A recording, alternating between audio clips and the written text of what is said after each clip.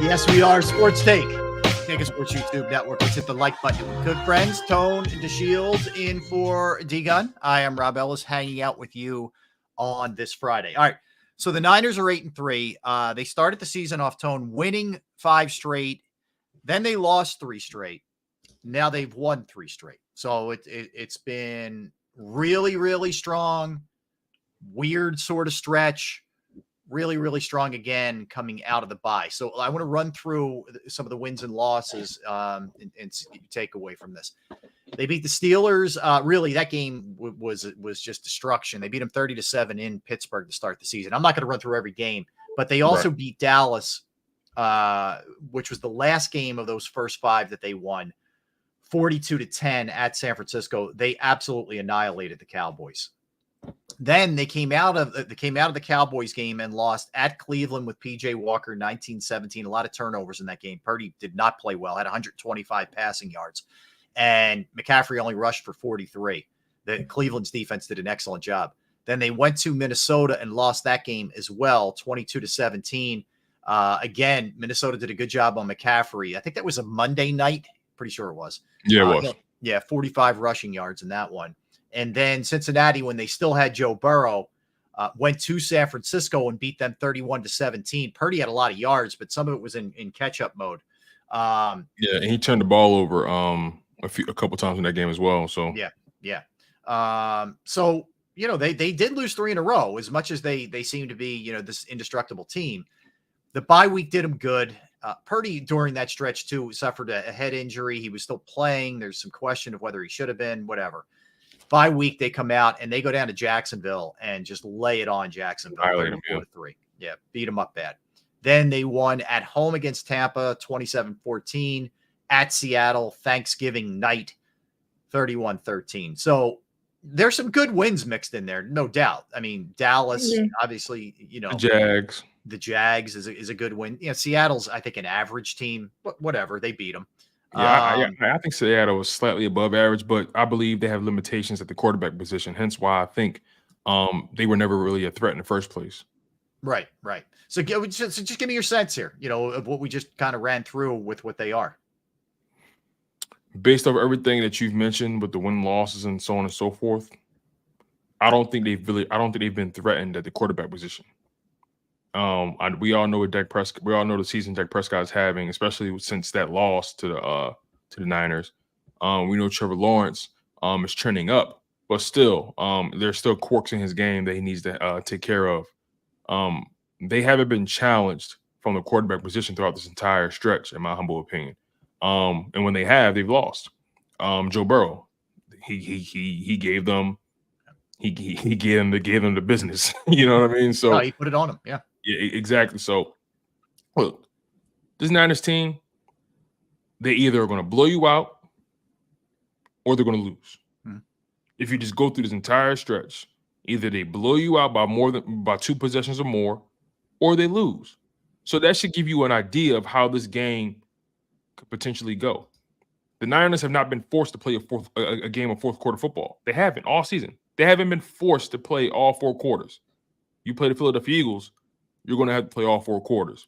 Like I mentioned all the time, Brock Purdy has not been put in situations of got to have it moved. He hasn't. So, if you ask me, I think the Philadelphia Eagles are more prepared for this matchup than the Niners. Are the Niners healthier? Yeah, I'll give you that. Are they well rested? Definitely, I'll give you that. Do they have weapons all over the field and off? Yeah, I give you all that. But the Eagles got weapons too. Is their defense better than the Eagles? I would say so. Overall, I would say so. But again, I pay attention to the distance traveled. I pay attention to who you've played, who's challenged you, how have you responded to challenges, and I feel like the Philadelphia Eagles have handled that part of it much better than the 49ers. So this game, this Sunday, is going to be about who can weather the storm, who can respond to the challenge better. I trust Jalen Hurts more so than I trust Brock Purdy. It's just that simple. When a team like this is this close from a talent perspective, I go to the quarterback position. And that's how I make my decision. I'm choosing Jalen Hurts over Brock Purdy. Yeah, I mean, you could take it a step further. You look at, for me, coaching. I know Sirianni doesn't get any love nationally, but I know the last time they faced each other, Sirianni way out coached him. So Sirianni, I'll take the coaching matchup. I'll take the quarterback matchup between Hurts and Purdy.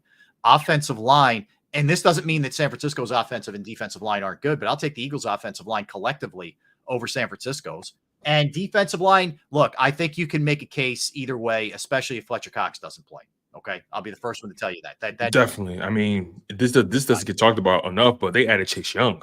Yeah, that's a big deal. So that's a big deal. If you wanted to go, all right, Niners get D-line. You're still getting coach, quarterback, and O-line. That's a good sign, but this is, again, where you can't turn it over because that can change everything. It doesn't matter. That can offset a lot of things. Yeah, I mean, I don't think the D-line comparison is that drastic anyway. I think even if Fletcher Cox is out, I don't think it's drastic. I just don't. I'm looking at both of these teams, right? And you see Nick Bosa, you see Chase Young, you see Eric Armstead, you see Javon Hargrave, and it's like, whoa, right? But then I look at the Eagle side. I see Hassan Reddick. I see Josh Sweat. I see Jalen Carter. I see Jordan Davis, right? If you want to go beyond that, you got Milton Williams, who's a great rotational D tackle. Brandon Graham on the outside. You still got Brandon Graham, right? And I still haven't mentioned Fletcher Cox yet.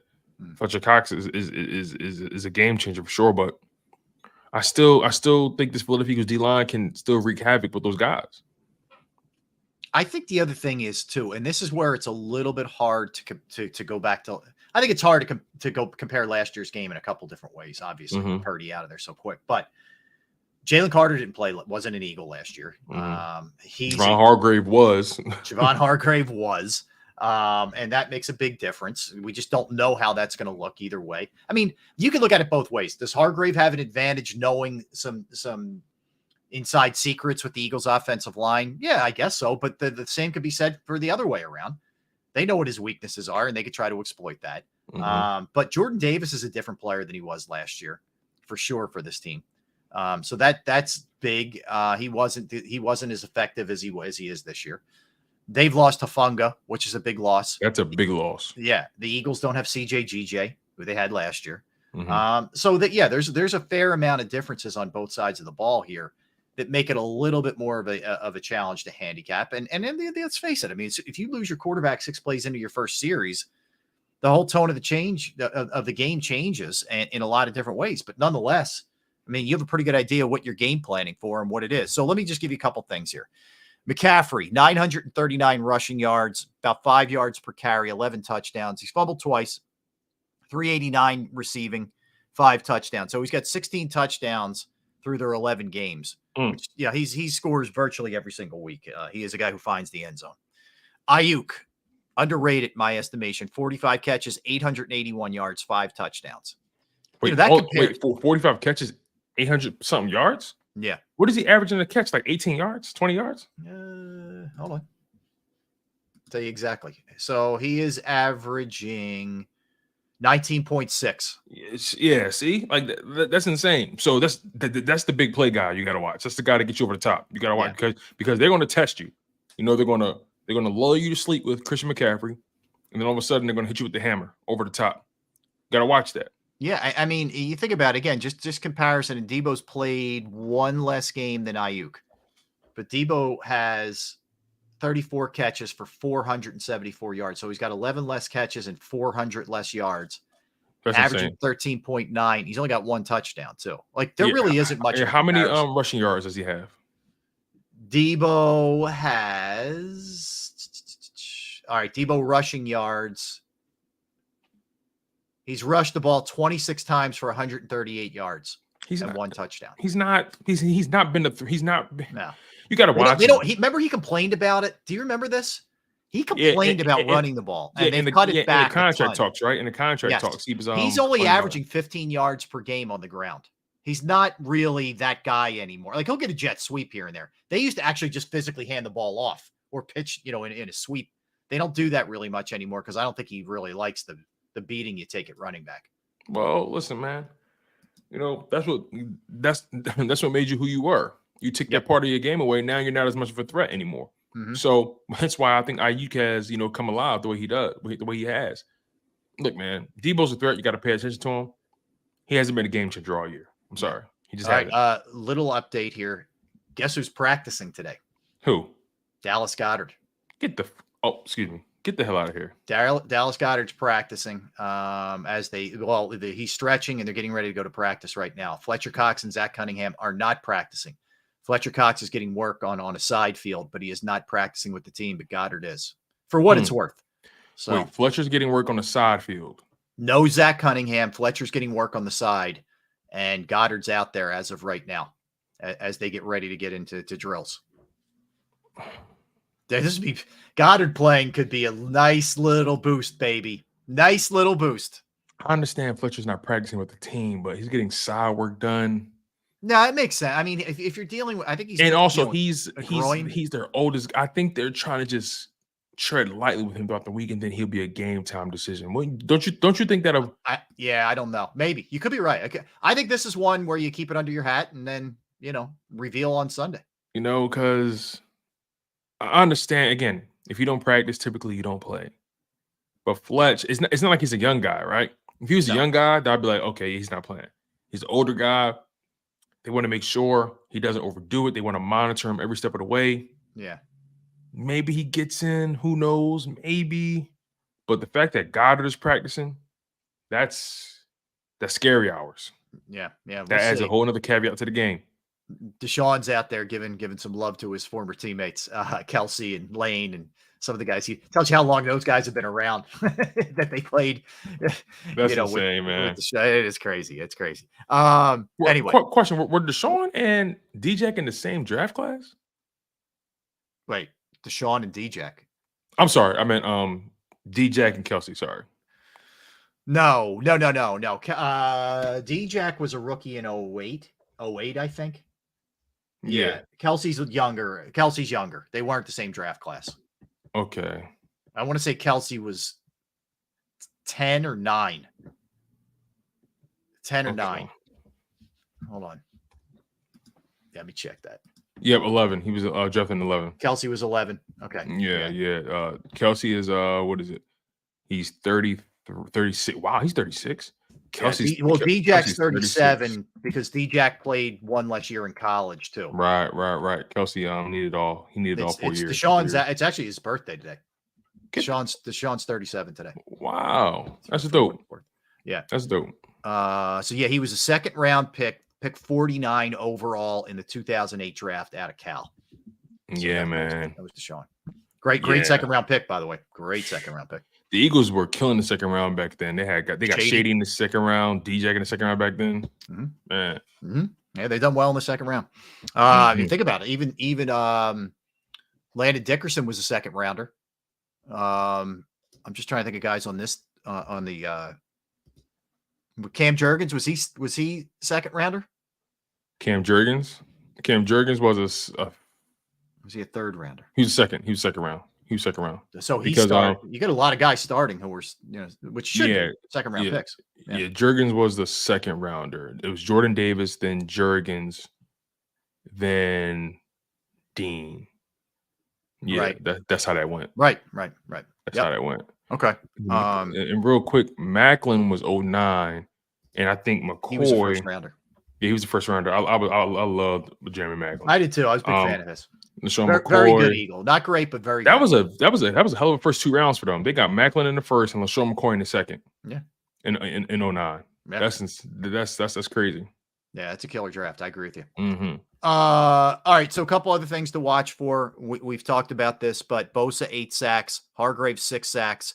They don't really have anybody else who's got a ton aside from those two, but you got to watch Fred Warner, 95 tackles. The guy's everywhere. So he's amazing in coverage. Yeah, there's no weakness to that game. There's just he can do everything. He is your prototype for 2023 of what you want in a linebacker. And he plays so fast. Everything. Yeah. No, he's great. So they're probably the 3 most notable guys defensively for them. But you mentioned Chase Young going over there. You're talking about a guy who's playing for a contract. Who has a comfort level because he played with Bosa for a year. at Ohio State. Those two, are used to one another. And I would think as time gets on and he gets more used to his teammates, he's just going to get better and better too. Chase Young over there. Yeah, and they're not asking him to go in there and be the guy, right? No, taking some, taking some load off his plate, and he's in a great situation. He's in a winning situation. That in and of itself, reinvigorates a guy. Oh, hell yeah. I agree. And I think, again, you're hungry to get paid too. So that's a big deal. It's something to be said when you no longer have to try to survive on a sinking ship. Yeah, you were given a lifeline. Take advantage of it. That's for sure. But yeah, I mean, they're the guys defensively, and you're talking about, it's interesting. They they lost D'Amico. D'Amico was their guy as their defensive coordinator, right? And then he leaves and he goes and does a great job. He's doing a great job in Houston for sure. So they've had to deal with some of the things that the Eagles are dealing with. Shanahan obviously calls the plays and has, I think, more influence on his offense, than whomever is the coordinator there. It's a big game for Shanahan too, Tone, because while he is really good, and I think everybody would tell you this guy's way ahead of the curve with the stuff he does offensively, he's left some things to be desired in big games. Because he's never had the quarterback that can take him for the top. Yeah, that's because it's a reason his record is what he's like. He hasn't won a game whenever his team is down by 8 points or more in the fourth quarter, because he doesn't have the quarterback that can come back in those situations. It matters. Yes. Tonight, that's just not his fault, right? That's not having the signal caller back there that can thrive in those moments. If the game comes down to that, if the game comes down to a guy to have it drive between both quarterbacks, I'm rolling with Jalen Hurts every day of the week on that. Oh, I agree with you. I agree with you 100%. I don't, have we seen Purdy in a lot of those kind of positions? No, really think of, he's not been, and when he lost. Yeah. They went on a 3-game losing streak. He lost. You know what I mean? And all those 2 games they lost, if I'm not mistaken, they were, I think but outside of the Bengals game, they were one possession games. Yeah. Lost to the Browns, lost to the Vikings by 1 possession. Whenever you put him in that situation of gotta have it, he could not get it done. Yeah, I know. I agree. And I feel the good. I think the going into I would say probably even the Super Bowl tone of last year, that was still a knock on Sirianni and Jalen. Could they get it done in clutch situations? And Jalen played his balls off. I mean, let's face it, other than the one mistake. So I think that we put that to bed. And then go into this year and you look at the big games, Miami at the time when the Eagles beat them, during this stretch, beating Dallas, beating Kansas City, beating Buffalo. I think that's been put to rest, right? The whole Jalen can't do it in a big game thing. I think that's done. He's done that against 2 of the best quarterbacks that we have in his league right now. He's outplayed them when it mattered most. No better example than that Bills game, where he led them on a fourth quarter comeback to take the lead. Yeah. Then led them down the field for what would have been a game-winning touchdown drive, but outside of some penalties, they had to settle for a game-time field goal to go to overtime. And he gets an opportunity in overtime to win the game, and he marches down the field without a hitch. So he's been put in situations more times than not to prove that he had to win the game. We've seen Jalen Hurts in situations where he had to win the game all year, and some people are holding it against this team, right? Yeah. It was so funny. Last year, the Philadelphia Eagles weren't really in too many situations where they had to, they were blowing teams out. They were controlling the game from beginning to end, and people held that against the Philadelphia Eagles. Can they win a close game? Can this team win from behind if need be?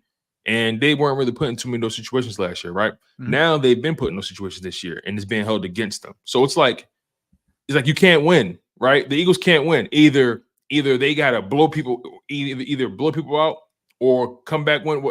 They can't win. Whoever's having these hot takes, they're never going to be wrong, because some different seasons have a theme or have a certain texture to them. And last year the Eagles were blowing people out. This year, they have a tougher schedule. They lost a lot of guys on defense in the off season. They lost a couple guys on offense in the off season. They've been dealing with more injuries on the defense side of the ball. They got 2 new coordinators, offensive, defensively, and Sean Desai and Brian Johnson. They're 10-1. They've been defying the odds, and they've been winning the uphill battles. Yet people have this concern about the Philadelphia Eagles. They can't, like I said, man, when it comes to Philadelphia Eagles, people find reasons to not believe in what they're doing. The Eagles will never be able to win those debates. It's trendy to bet against the Philadelphia Eagles. It's trendy to shit on the Philadelphia Eagles. It is. It's just the fact of the matter. But it's okay that we thrive in these environments, Rob. This is who we are. I think the team does too, and that's okay. And look, we've talked ad nauseum about this. I mean, the fact that they're underdogs in Vegas, and okay, you may look at that as it's not really a slight. It's just you're trying to get people to wager on both sides of this thing. Whatever. You know, when you're labeled underdog and you're 10-1 and you're home and you're playing a team that you beat in the NFC Championship game, there is something that comes with that. You know, there's something that comes with that. And I said what I said earlier in this week. I think all of these things have conspired to be perfect for this game this week. Like, I love the fact that they're underdogs. I love the fact that San Francisco's still yapping. I love the fact that it feels like every single major pundit has given love to San Francisco, and talked about how the Eagles, Emmanuel Acho, Jalen Hurts doesn't pass the eyeball test, and we could go on and on and on. Good. And I'm not telling you the Eagles need it. I'm just saying it's a nice little added bonus. That's all. You got your Sunday there, and they just dropped the cherry on it. Okay, good. Let's go. Perfect. Jalen Hurts could beat the Niners by 3, and they'll find a reason to say, he got fortunate. You know what I mean? This ball did this, or this guy. It's like, dog, he beat them. He beat them. Yeah. What more do you want? He beat them. This is the NFL, not college, where your point spread matters. If you beat a team, you beat a team. It's just that simple, man. And I'll be honest with you, I'd much rather bet on a team who's used to being put in tough situations rather than the team who's always been riding high on ice creams and sundaes, right? You're blowing teams out every week. It's hard for me to bet on that. I think the way the Eagles are winning is more sustainable than the way the Niners have been winning. Yeah. In my humble opinion, because in the playoffs, things get tight, things get hot. You know what I mean? Yeah. Can you take the heat in the kitchen? You might have to come back, right? Being put in those high pressure situations, it prepares you for the long haul. Now, does it take its toll on you physically and mentally? Definitely. I don't want to minimize that. It can and it will. But when you're conditioned, when you're battle tested in that way, nothing can surprise you. Nothing can shock you. And I think that's probably what the Philadelphia Eagles were missing in the Super Bowl. They weren't put in too many situations where they had to come back, and the defense wasn't put in situations where they had to make the play all year. This year they have been. And most of this team is still intact. Let's not pretend like those playoff experiences all of a sudden disappear from the 2022 season. This Philadelphia Eagles team so far has 2 seasons worth of contrasting seasons. You've seen the version of the Philadelphia Eagles where they blow teams out. You've seen the version of the Philadelphia Eagles where when they're maybe behind or they got to come back or it's a tight squeeze. You've seen both sides of the coin. Now this is where they put it all together in the playoffs. Yeah, agreed. I think getting to this point, having played the amount of, especially of late, tough games only helps you.